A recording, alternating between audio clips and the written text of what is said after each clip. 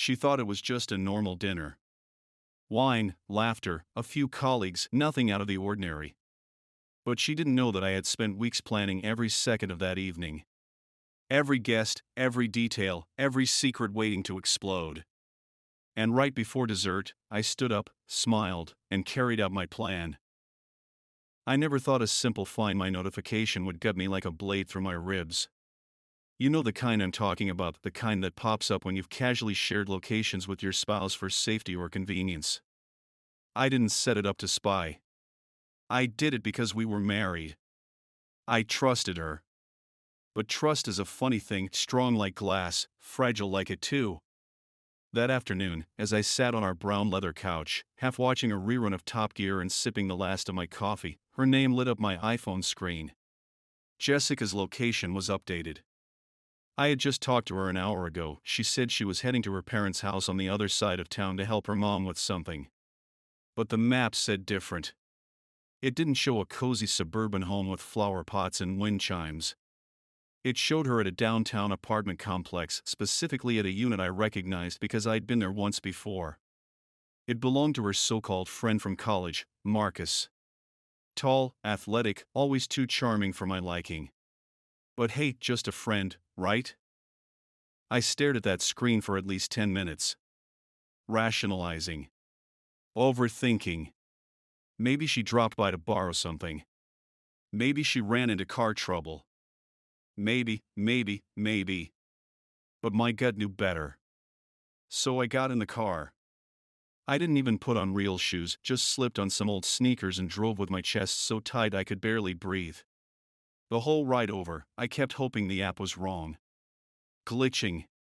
Some kind of GPS error. But it wasn't. When I pulled up, her car was right there, parked in front of his building like she belonged there. Like she had belonged there before. Like she'd done it 1,000 times. I didn't go up right away. I parked down the street, turned off my car, and sat there. I needed to think. My marriage wasn't perfect, but I thought we were okay. Sure, she'd been distant lately, more distracted, but she blamed it on work stress. We'd both worked long hours. She was a project manager at some fancy tech company downtown, always typing away on her laptop with that serious look on her face. I'm a systems analyst, not exactly James Bond, but I pay the bills, stay faithful, and do my share around the house. I never thought she'd be cheating. Not Jessica. Not the girl I'd met at college who used to leave me little notes in my lunchbox, who cried happy tears on our wedding day, who swore up and down that she'd never betray me the way her own mother had betrayed her father. But here we were. And I was the one outside some guy's apartment, stomach churning, hands shaking, heartbreaking. I waited an hour. At one point, I thought about just driving away. Pretending I never saw it. But then, just before sunset, I saw her. She walked out with Marcus. She wasn't crying. She wasn't distressed. She was laughing. Her hand brushed his arm like it belonged there, like I didn't exist. That's when I knew. This wasn't a one-time mistake. This wasn't a moment of weakness. This was infidelity. Premeditated. Rehearsed. Comfortable. I took a photo from the car, them standing together, her leaning into him, her hair blowing in the breeze like some kind of shampoo commercial. I sent it to myself, then deleted it from my camera roll. Just in case. I wasn't ready to confront her yet. I needed to think, to plan. I needed to understand just how deep the cheating ran. When she got home later that night, she acted like nothing had happened. Gave me a peck on the cheek, told me her mom was doing better, and asked if I wanted takeout. I almost laughed. I told her I wasn't hungry, that I was tired. She didn't seem to care. She scrolled through her phone, texted someone, probably him, and disappeared into the bathroom. That was the moment the second betrayal began. I wasn't just married to someone who was cheating. I was married to someone who was good at cheating. She was methodical. Careful. She'd been getting away with it for a while, and I started to wonder, was Marcus the only one? That night, I didn't sleep. I sat in the living room with my laptop and my iPhone, combing through her photos, her shared calendar, her email drafts. I used an old backup to access some of her deleted messages. That's when I found the second name, Bryce. I didn't recognize it at first, but the messages were clear. Explicit. There were dates and locations, hotel reservations, restaurant bills I didn't remember approving. A whole second trail of infidelity that had nothing to do with Marcus. She was caught cheating with not just one man, but at least two. And who knows how many others. I had been living with a stranger, sleeping next to a woman who built an entire parallel life while pretending to be mine. I wasn't going to confront her yet. No. That would be too easy. Too clean. I needed time. Time to plan. Time for revenge. Because when someone poisons your trust, when they shatter your heart and play you like a fool, sometimes the only thing that makes it bearable is making damn sure they feel it too. Not just feel it, remember it. And I was going to make sure Jessica never forgot what it felt like to be caught cheating. I spent the next few days in a strange kind of silence, the kind that builds when you know something huge but act like you don't. Every moment with Jessica felt like a theater performance, and I was backstage, watching her deliver line after line from a script she had rehearsed for months. She moved around the house like nothing was wrong, offering smiles, talking about her coworkers, laughing at sitcoms we'd seen a dozen times.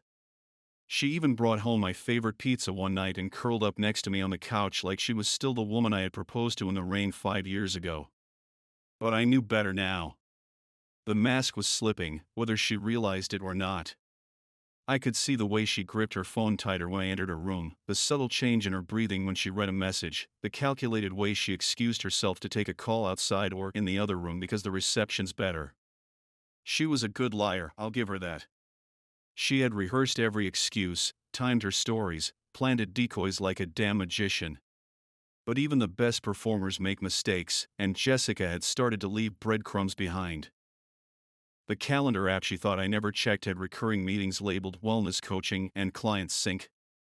I cross-referenced them with her location history and saw the same two places over and over again: Marcus's building and a boutique hotel in the business district. But what made my stomach truly churn was the third location that popped up just once, about 3 weeks earlier, a cabin in the woods 2 hours away, booked under her company card.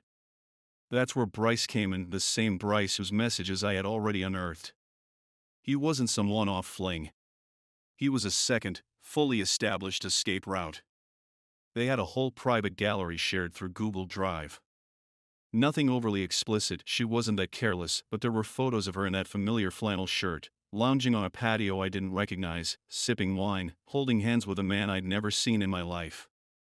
This wasn't just cheating. It was infidelity on a strategic, calculated level. She wasn't escaping stress. She was escaping me. And the irony? She had once told me her biggest fear was being lied to. Her father had an affair when she was 15, ran off with some younger woman, and left her mother hollowed out. Jessica swore she'd never be like him. Swore she valued loyalty more than anything. I held on to those words for years, thought they were the foundation of our marriage. But now they felt like a weapon she had used to lull me into trust. That betrayal cut deeper than any physical act ever could. Knowing she knew what it felt like to be on the other end of infidelity, and still chose to lie, to sneak around, to hold someone else's hand while I waited at home believing she was stuck in traffic that twisted the knife in ways I wasn't prepared for. I started documenting everything. Photos, messages, dates, receipts. Not just because I needed proof, though part of me was already thinking about divorce, but because I needed to see it. I needed to put it all out in front of me like a murder board in a detective show. If I could track every move, maybe I could understand why. But the deeper I dug, the more it became clear that Jessica wasn't just lost or confused. She was thriving in the lie. She was juggling 2, maybe more affairs, and managing it all with the grace of a corporate strategist. She wasn't sloppy. She was bold, confident, comfortable. I found a folder labeled invoices that was actually a cover for her private Uber history. She used gift cards to avoid charges hitting our joint account. She booked hotels under coworkers' names and reimbursed them later with fake team lunch claims. She even had a backup phone. I found it stashed in a locked drawer in her office, buried under tax documents and old laptops. That's when I realized this wasn't new. This had been going on for at least a year. I sat there, holding that phone, shaking. I could have smashed it. Could have stormed into the living room and thrown it at her feet. Could have screamed until the walls cracked. But I didn't. Because I didn't want a confrontation. I wanted control. I wanted her to wonder. I wanted her to feel the same sense of dread I felt every time she smiled and said she was just going out for errands. I wanted revenge. And not the kind that lands you in jail or on the evening news. No. I wanted the kind of revenge that creeps in slow, like a tide, and drags everything away when they least expect it. So I played the game. I made dinner. I kissed her goodnight. I asked how her mom was doing. I offered to drive her to her next wellness session. I even picked up dry cleaning and bought flowers, the same kind she once said made her feel appreciated. I watched her eyes flicker with guilt, then dull again into detachment. She thought I was clueless. She thought she'd gotten away with it. But I was watching her every move. I saw the way she hesitated when she got a message from Bryce, the way her face lit up when Marcus sent a photo. I tracked it all. I even followed her once, quietly, from a distance as she went shopping and instead met Bryce in a parking garage before they drove off together. When she got home that night, I was already there, pretending to do laundry. She kissed me on the cheek again. Told me the store was crowded. Asked if I wanted to watch a movie. And I looked right at her, smiled, and said, "Sure. Let's watch something honest." She laughed. Didn't get it. That's the thing about cheaters, they're so used to the lie, they stop hearing the edge in your voice. They stop noticing the difference between normal and waiting. Jessica had been caught cheating, multiple times, in multiple places, with multiple men. She just didn't know it yet. But the moment was coming. And when it did, she wouldn't be able to lie her way out. Because I wasn't just preparing for a confrontation, I was building the stage for the final act. The moment where everything she thought she'd hidden would be exposed in the most brutal, public, and unforgettable way. The day I decided to unravel everything didn't look special from the outside. It was a Thursday, cool, gray, the kind of day where the sky hangs low and everything feels muffled, like the world's holding its breath.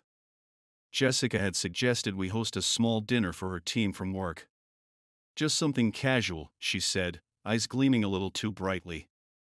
Bryce might drop by, he's helping with the new rollout. I nearly laughed in her face. Bryce. The same man she disappeared to the cabin with.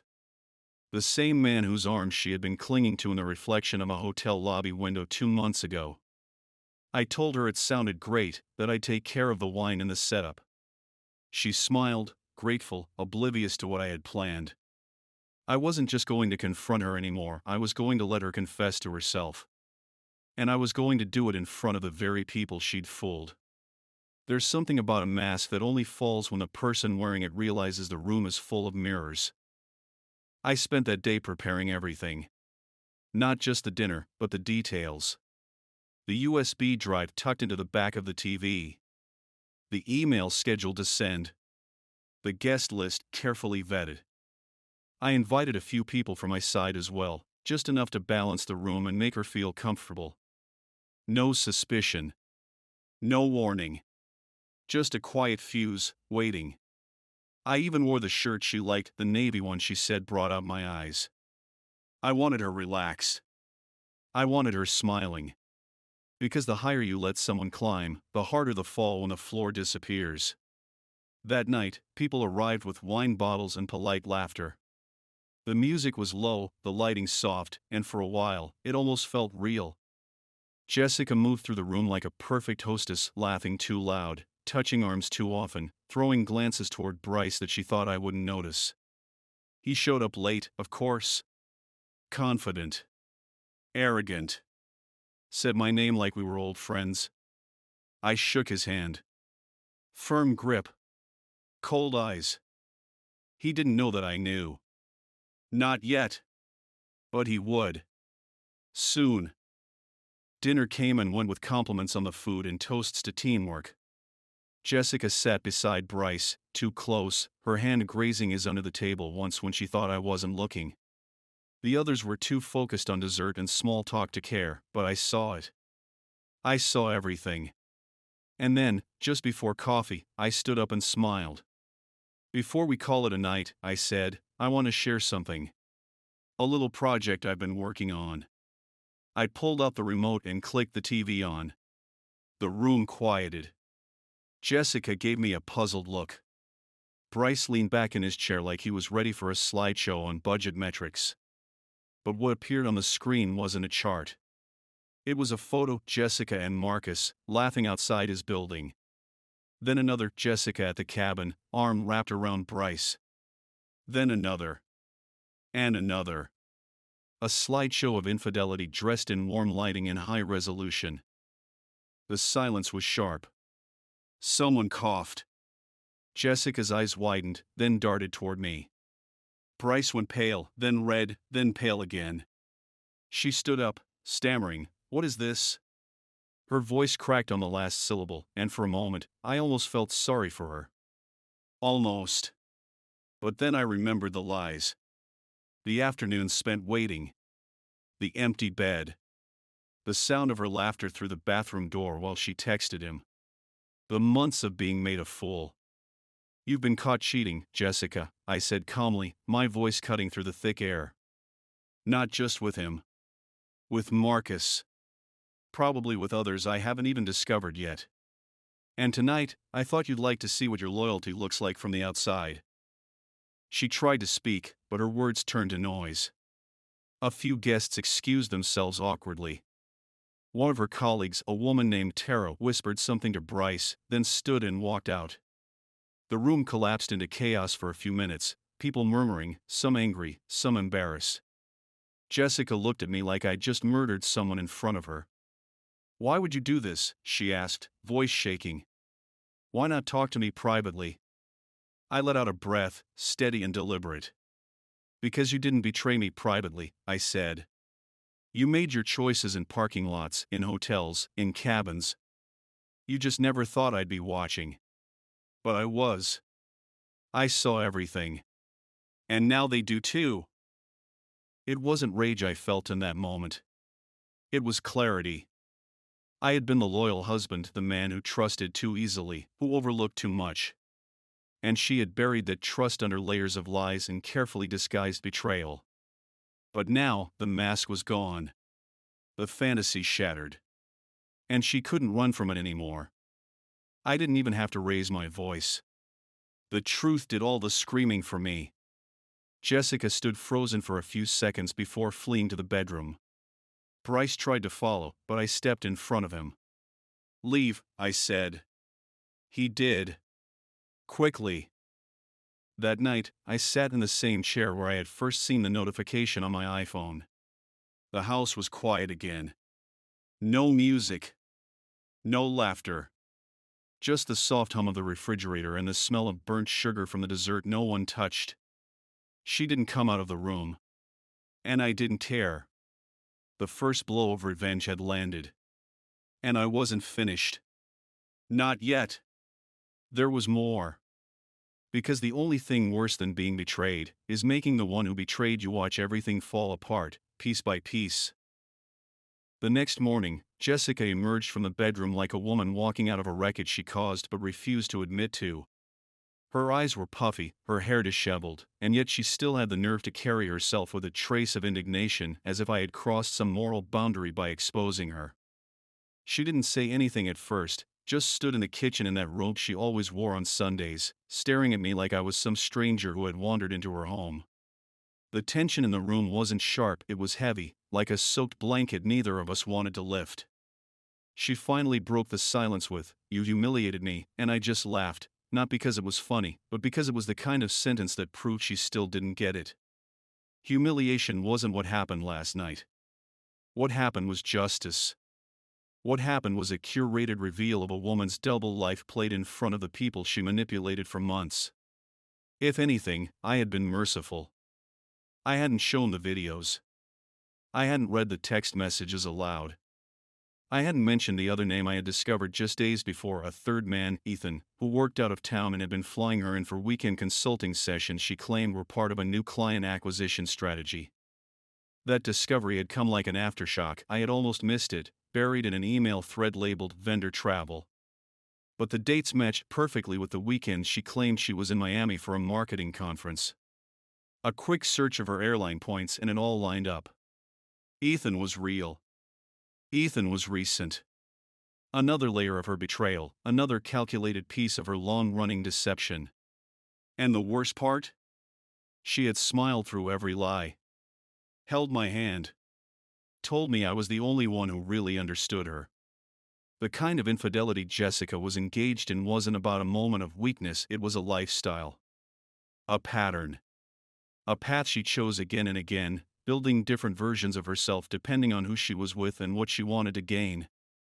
She tried to backpedal over the following days. At first, it was anger. She screamed, cried, blamed me for going through her things, for setting her up. Then came the apologies. The crocodile tears. The declarations that it wasn't what it looked like, that she felt lost, that I had been distant. Classic manipulation tactics, the kind that only work when you don't already know the truth. I listened to every excuse she tossed like a grenade, letting each one fall flat between us. I didn't shout. I didn't plead. I didn't even argue. I let her spiral in her own guilt while I worked in silence on the next step, removing her from every corner of my life. I had already frozen the joint accounts. Already spoken to a lawyer.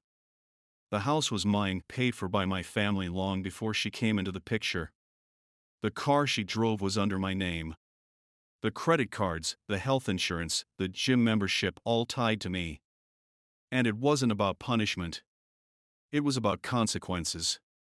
For the first time since this web of cheating had begun to unravel, I was reclaiming my control. I told her she had 2 weeks to move out. No negotiation. No discussion. I wasn't going to let her cry her way into staying, or manipulate me with nostalgia about everything we've built together. She hadn't built anything. She had burned it all down, smiling, while I stood on the front porch with a hose, believing the smoke was just fog. She called her mother. Called her sister. They both tried reaching out to me. I ignored them. I didn't need their guilt-laced lectures about second chances or working through the hard parts. This wasn't a hard part.